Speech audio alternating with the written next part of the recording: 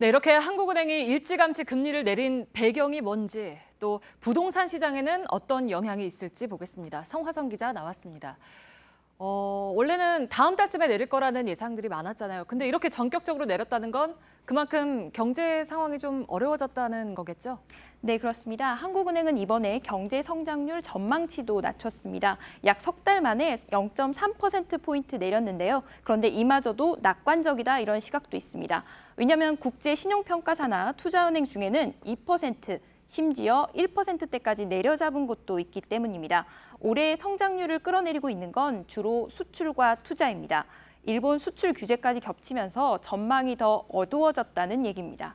네, 근데 사실은 세계 경기가 좀 불안해지면서 미국에서도 일찌감치 이제 금리를 내릴 거다라는 신호가 나왔잖아요. 그래서 아마 이번에 한국은행이 이렇게 좀 한 발 먼저 움직일 수 있었던데 영향을 좀 줬겠죠?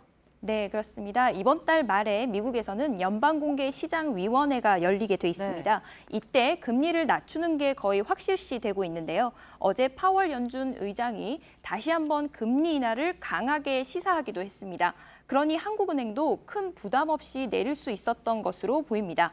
이러다 보니 7명의 금통위원 중에서 단 1명을 빼고는 모두 금리 인하에 찬성했습니다. 네, 근데 이제 올해 안에 또 내릴 수도 있다 이런 얘기들도 나온다면서요? 네, 그렇습니다. 한 번 정도 더 내릴 수도 있지 않겠냐 이렇게 보는 전문가들이 많습니다. 네. 기준금리는 방향을 틀기는 어렵지만 일단 한 번 틀면 효과가 날 때까지 그 흐름을 이어가는 경우가 많습니다. 이주열 한국은행 총재도 이 가능성을 열어뒀는데요. 이번에 내렸지만 경제 상황에 따라서 대응할 수 있는 정책 여력도 가지고 있다 이렇게 말했습니다. 경기 회복이 더딜 경우에는 추가로 내릴 수도 있다. 이런 의미로 풀이됩니다. 네, 근데 이제 금리를 내리면 경기를 부양하는 효과가 있겠지만 부작용도 있을 텐데 특히 부동산 시장이 어떨까요? 괜찮을까요? 네, 맞습니다. 아무래도 가장 영향을 많이 받는 건 부동산 시장입니다. 네. 기준금리가 내려가면 대출금리도 내려갑니다. 이자 부담이 적어지니 부동산에 대한 관심도 높아지는데요. 다만 금리가 좀 내려갔다고 해서 당장 부동산 시장이 요동칠 가능성은 크지 않다. 이렇게 보는 전문가들이 상당수입니다. 대출 규제가 여전히 강하기 때문인데요. 하지만 최근에는 서울 아파트 값이 반등하는 추세라서 안심할 수만은 없다. 이런 시각도 있습니다. 네. 이와 관련해서 최근 김현미 국토교통부 장관의 이야기를 보겠습니다.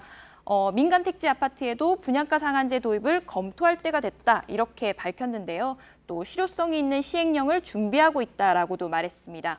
금리 인하로 이런 부동산 추가 안정 대책들이 속도를 낼 가능성이 있어 보입니다. 네, 알겠습니다. 성화선 기자였습니다.